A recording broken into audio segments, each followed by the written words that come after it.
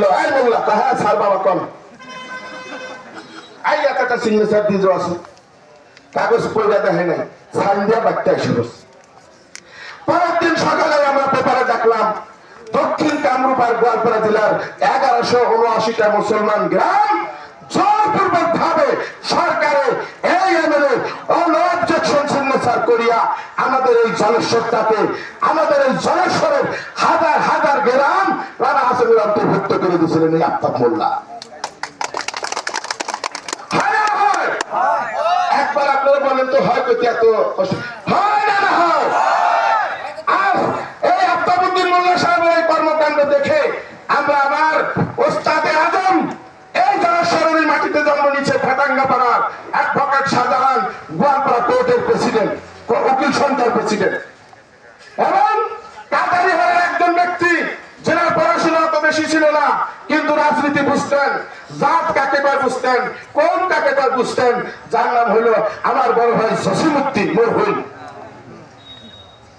আজ আমি লক্ষ্মীপুর কলেজের জিএস সেলিম সিকদার আমি অ্যাডভোকেট শাহজাহান জসিম ভাই চুনারির সাদুল্লাহ মাস্টার ইস্টার মুসলিম আলী মুজাহারি আপনাদের আয়নাল উকিল আনোয়ার উকিল নসির উকিল শাহজালাল প্রমাণিক উকিল সমন্বিতে আমরা একটা মিটিং বসে আমরা আফতাব মোল্লার কাছে চলে আসলাম যে হে আফতাব মোল্লা এত কষ্ট করে আপনাকে এমএলএ বানানো হলো আপনি কেন রানা হাসেমের সিগনেচার করলেন? তিনি সহজভাবে উত্তর দিলেন, তিনি কোন আবেগিক ভাবে উত্তর দিলেন না, তিনি হাসতে হাসতে বললেন গোপেশের কাগজটা এগিয়ে দিয়েছিলাম পড়ে না দেখে সাইন করে দিলাম।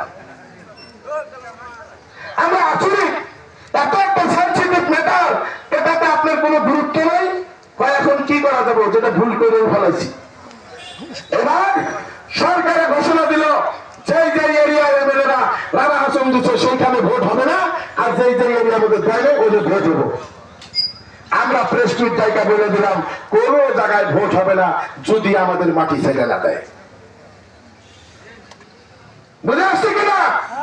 ওই জন্য মেলা মেলা নেতারা কয় ও একবার ভোট বন্ধ করছিল, ভোট বন্ধ না করলে তো দেশ গেলেনি, ভোটটা খেলাইলেনি কোনে দেখ গেলেরা দুর্নাম যে করস কত কত দুর্নাম যে সুনাম হয়, কত কত দুর্নাম যে সুনাম হয়ে যায় দিশাবাস।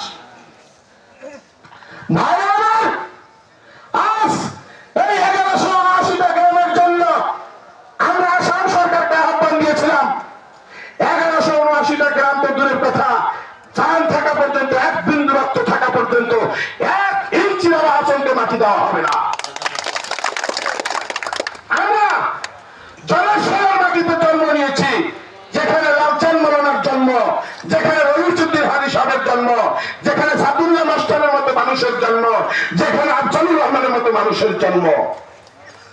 আমরা জান দিতে পারি মাটি দেব না, আমরা জান দিতে পারি না বলে ইজ্জত নষ্ট করতে দেব না, আমাদের কাছে টিকিটটা বড় না।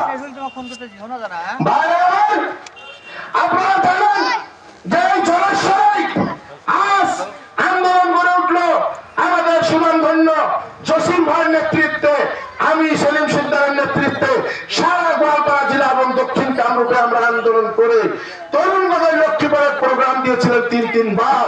আমরা বাস নিয়ে নিয়ে ঘুরছি, পাগলের মতো ঘুরছি, তরুণগঞ্জকে ফিল্ডে নামতে দেই নাই। আমরা আন্দোলন করে আমি 4 বার চলে গেছি, 28 বার লোক হয়েছি।